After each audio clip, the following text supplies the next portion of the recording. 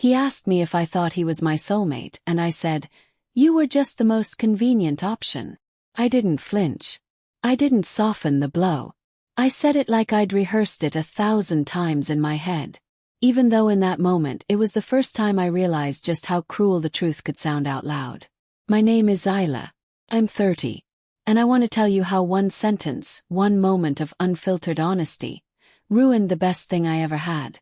I met Adam when I was 23. I was in between jobs, couch surfing at my cousin's place, completely lost in life. He was calm, kind, older by 4 years. He had his life in order, savings, steady job. He wasn't flashy, but he was solid. And that's what drew me in. When he cooked dinner for me on our second date, I remember thinking, this feels like home. It wasn't sparks and butterflies. It was comfort.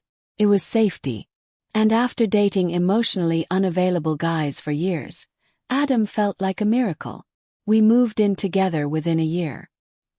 He always paid the rent on time, remembered to change the sheets, packed me lunch when I had long shifts, and I told myself this was enough. But deep down I started to resent how easy it all was. Isn't love supposed to feel electric? Like you're constantly being swept off your feet? What we had didn't feel like that. It felt quiet, predictable, safe, and I mistook that for boring. The years passed. He brought up marriage twice. I dodged it both times. I said things like, "Let's just enjoy where we are. What's the rush?" But in truth, I didn't want to commit to someone I wasn't in love with. Cared about Adam. But soulmate. I wasn't sure I even believed in that. Then came the night that changed everything. We were sitting on the couch after dinner just watching a movie, our usual routine. And during a quiet scene, he muted the television and turned to me. He said, "Do you think I'm your soulmate?" I blinked, laughed a little, and then without thinking I replied, "You were just the most convenient option." Silence, heavy, immediate. He didn't speak, didn't look away. He just nodded slowly, like something inside him confirmed what he had feared for a long time. He didn't yell, didn't accuse.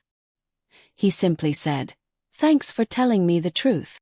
Then he stood up, walked to the bedroom, and closed the door. I sat there feeling nothing, not guilt, not sadness, just empty. I thought he'd cool off and come back to talk. He always did.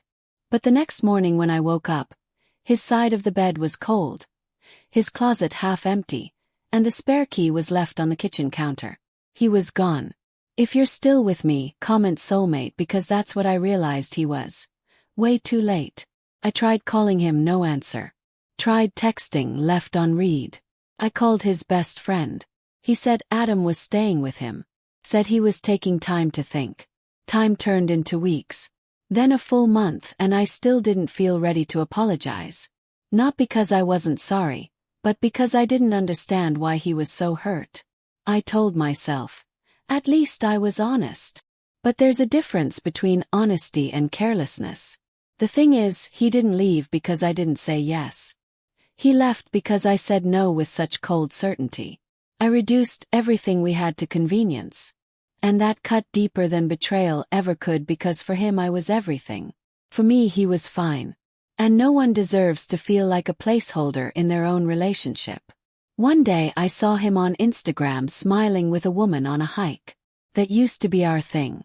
And for the first time I felt the sting of my own choice. Because it wasn't that he found someone new. It was that he looked peaceful, free, like he'd finally accepted that the love he gave me, he could give to someone who actually wanted it. And me, I started going on dates, trying to recreate what we had. But no one made me feel safe like Adam did. No one thought of me first. No one made tea exactly how I liked it. No one laughed at my worst jokes. And the silence in my apartment at night, it started to feel like punishment. One night, I sat at the kitchen table and wrote him a message I never sent. I didn't mean it. You weren't convenient. You were consistent. You were patient. You were the love I didn't recognize because I was too busy chasing chaos. But I knew better than to send it, because some doors, once closed, don't open again. Now every time someone asks me if I believe in soulmates, I say yes, because I met mine and I let him go. Not because he did anything wrong, but because I couldn't see the value of someone who didn't make me beg for love. So, if you're in a relationship right now and it feels too easy, too calm, or too convenient, take a step back. Look closer. You might be holding the rarest kind of love in your hands. Don't wait until it's too late to see it. Don't do what I did. Don't say something you'll play over in your head for the rest of your life, because one moment of pride can cost you a lifetime of peace. Comment soulmate if this story shook something inside you. Share it with someone who needs to hear it before they ruin something real. And remember, quiet love isn't boring. Safe. And safe is rare.